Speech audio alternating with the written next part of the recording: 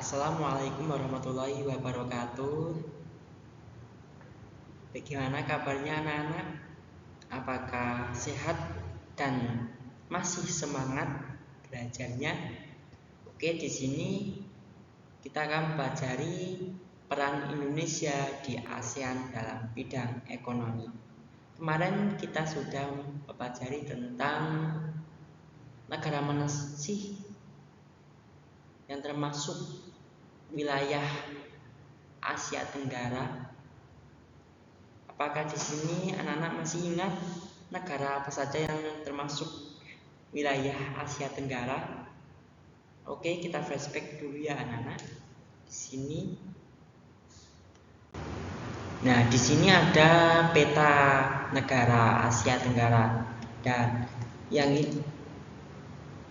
ini ada 10 negara yang termasuk Asia Tenggara. Yang pertama adalah Laos, yang kedua Thailand, yang ketiga Myanmar, yang keempat Kamboja, yang kelima Vietnam, yang keenam Malaysia, yang ketujuh Singapura, yang kedelapan Brunei Darussalam, dan yang kesembilan Filipina, dan yang terakhir atau yang ke-10 adalah Indonesia. Oke. Kemarin juga kita sudah mempelajari tentang nama-nama ibu kota di setiap negara Asia Tenggara. Contohnya seperti Indonesia ya. Indonesia ibu kotanya Jakarta. Malaysia Kuala Lumpur. Nah, gitu. Selanjutnya di sini tentang sejarah ASEAN. Nah, ASEAN itu didirikan pada 8 Agustus pada tahun 1967 di Bangkok, Thailand. Nah, sebanyak 5 wakil negara Asia Tenggara mengadakan pertemuan untuk menindaklanjuti deklarasi bersama. Nah, kelima wakil negara yaitu Menteri Luar Negeri dari Indonesia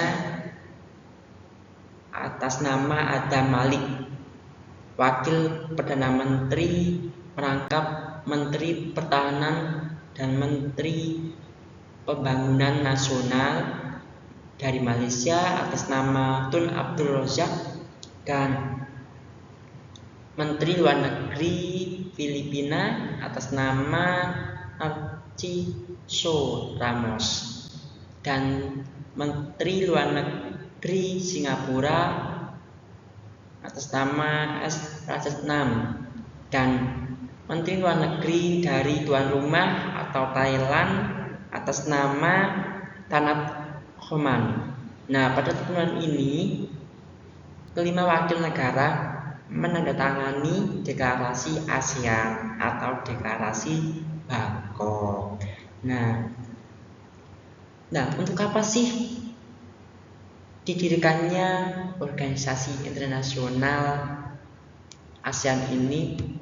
Nah, di sini ada 5 tujuan ASEAN dalam deklarasi Bangkok. Yang pertama adalah mempercepat pertumbuhan ekonomi, kemajuan sosial, dan kebudayaan di kawasan Asia Tenggara. Yang kedua, meningkatkan perdamaian dan stabilitas regional. Dan yang ketiga, meningkatkan kerjasama dan saling membantu untuk kepentingan bersama di semua bidang kehidupan. Dan yang keempat adalah memelihara kerjasama yang erat di tengah-tengah internasionalisme yang ada. Yang kelima adalah meningkatkan kerjasama untuk memajukan pendidikan, latihan, dan penelitian di kawasan Asia Tenggara. Selanjutnya di sini ada sumbangsih Indonesia di lingkup ASEAN. Yang pertama adalah berperan memastikan sentralitas ASEAN. Contohnya Indonesia memprakarsai dikeluarkannya Joint Statement of the Ministers of ASEAN Member States on the Maintenance of Peace, Security and Stability in the Region pada Juli 2016. Yang kedua adalah ikut mendorong penguatan kerjasama keamanan maritim. Kerjasama ini terkait penanganan isu ilegal, unreported and unregulated fishing. Indonesia juga berperan sebagai pendorong implementasi EAS atau Statement on Aging Regional Maritime Cooperation yang disepakati pada 2015 dan sebagai pendorong upaya dan kerjasama penanganan terorisme, radikalisme, dan violent ekstremisme.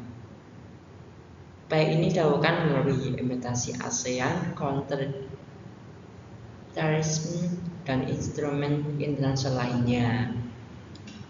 Selanjutnya,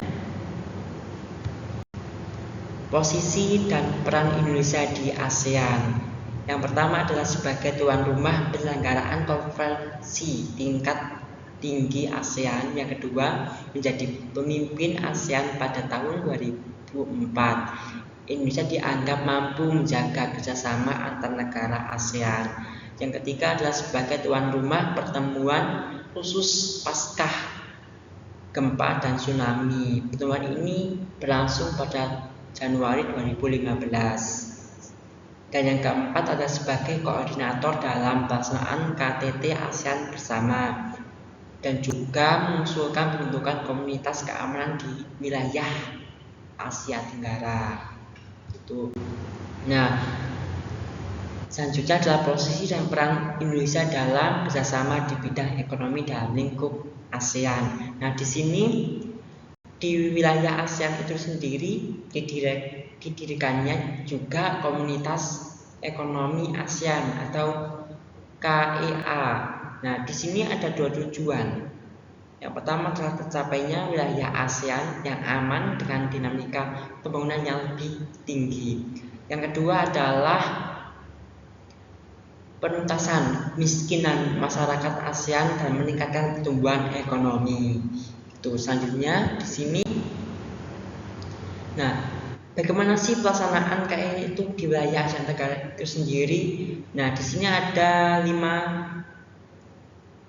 Yang pertama adalah membuka pusat promosi ASEAN. Yang kedua, sebagai negara yang menyediakan cadangan makanan.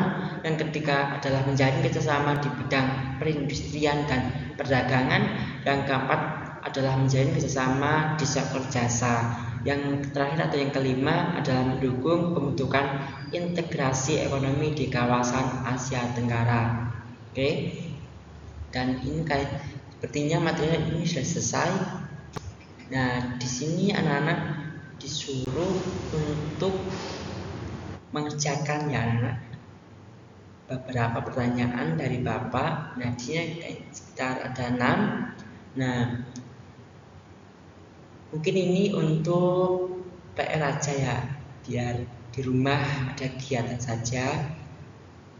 Nanti bisa minta bantuan orang tua juga biar bisa mempererat jalinan keluarga gitu. Nah, mungkin cukup sekian dari Bapak bacaan pada hari ini. Bila Bapak melakukan kesalahan atau mempunyai kesalahan yang disengaja ataupun yang tidak, Bapak minta maaf. Mungkin sekian, terima kasih. Assalamualaikum warahmatullahi wabarakatuh.